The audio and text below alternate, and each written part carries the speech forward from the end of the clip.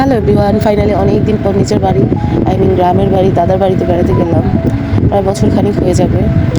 তো যাওয়ার পর দেখলাম যে আমাদের নিজেদের গাছ, এই গাছটাকে আপনাদের আঞ্চলিক ভাষায় কী বলা হয়, আমাদের ভাষায় বলা হয় যেটা মুন্ডফল গাছ। তো আমাদের মুন্ডফল গাছ থেকে পাখিটা কী সুন্দর করে খাচ্ছে। এটা একটা আল্লাহর রহমত, অনেক বড় নিয়ামত বলতে হবে।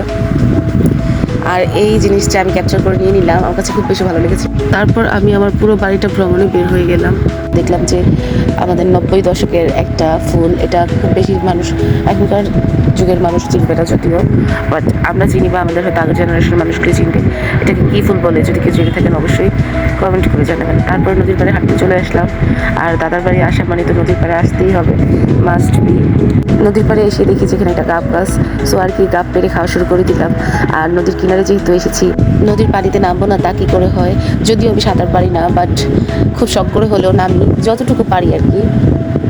আমার দাদার বাড়ির পাশে বয়ে যাওয়া নদীটার নাম হচ্ছে ডাকাতিয়া নদী।